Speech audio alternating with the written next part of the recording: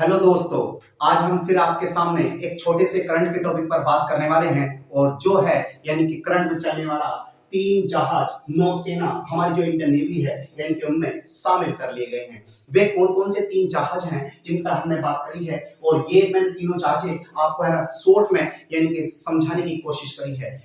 अच्छा टॉपिक है, कोई ना कोई चीज आ सकती है, ठीक है। समेटने की बात करी है और आते हैं अपने टॉपिक पर। सबसे पहला जो हम बात करते हैं या जो इंडियन नेवी को दिया है उसका नाम है वागसीर, यानी कि क्या नाम है? वागसीर।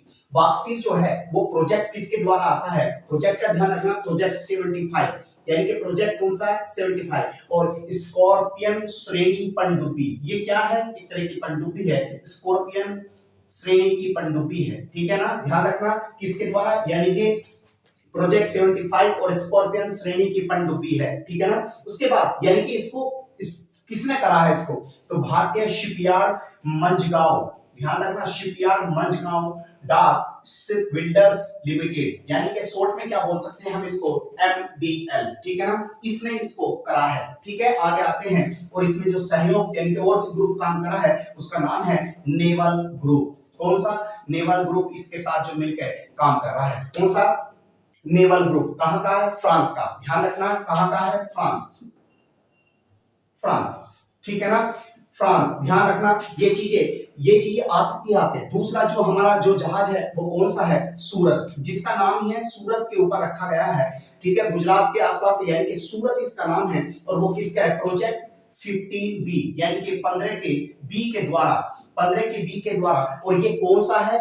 चौथा है। ध्यान रखना ये फोर्थ नंबर का है, यानी कि फोर्थ नंबर का है, फोर्थ नंबर, यानी कि प्रोजेक्ट 15B, ठीक है। इसके बाद स्टील विंध्याचल, ठीक है, ये जहाज है, ठीक है ना। इसके ये ध्यान रखना विंध्यावसन, विंध्यावसन, ध्यान रखना स्टील के द्वारा, ठीक है। इसके बाद इसके पुराने नाम है, यहां से क्वेश्चन मुझे ऐसा लग रहा है कि आपका आ सकता है। जो इसके ओल्ड नेम है, इससे पहले जो जहाज है उनके क्या क्या नाम है, इन जहाजों पर बात कर लेते हैं। पूर्ण नेम जो इससे पहले है सूरत से, तो पहले नंबर आईएनएस विशाखापट्टनम।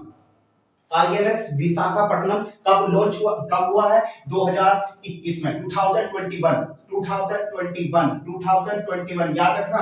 उसके बाद मोरमुगांव, कौन सा है? मोरमुगांव, दूसरे नंबर का मोरमुगांव, वो कहां पर है? 2000 यानी कि 2002 में। कब हुआ है? मोरमुगांव 2002 में। इसके बाद आईएनएस इंफाल, ध्यान रखना आईएनएस इंफाल, इंफाल 2023 में।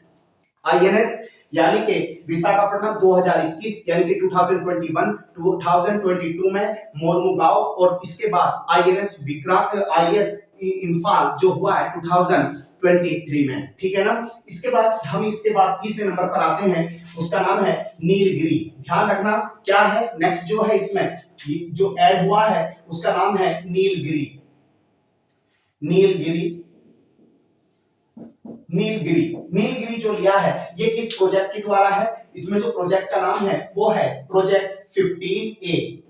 ध्यान रखना 15A, उससे पहले हम 15B में बात करी है, यहाँ पर प्रोजेक्ट यानी कि 15B। इसके बाद स्टील फ्रीगेटस, फ्रीगेटस ये जहाज यानी कि इसके द्वारा ये चीज आई है, यानी कि स्टील फ्रीगेटस। ये नाम याद रखना, ये आपके क्वेश्चन में, ये पेपर में आ सकता है मुझे लग रहा है। और इसके बाद जो इसमें जो किसने काम करा है वो एमडीएल, ये तीनों में जो सबने कहा शिपयार्ड मंझगांव डाक के द्वारा, ठीक है ना, याद रखना।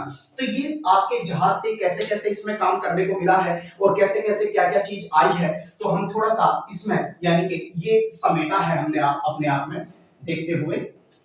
ये आपकी छोटी जानकारी है। तीन जहाज नौसेना में शामिल, सबसे पहला वागसीर, उसके बाद सूरत, उसके बाद कौन सा है? यानी कि नीलगिरी। नीलगिरी जो है यानी कि प्रोजेक्ट 15A के द्वारा, और जो यानी कि यहाँ पर वागसीर को देखते हैं प्रोजेक्ट 75 के द्वारा स्कॉर्पियन पनडुब्बी है, और उसके बाद यानी कि किसके द्वारा? नेवल ग्रुप्स का इसमें सहयोग है।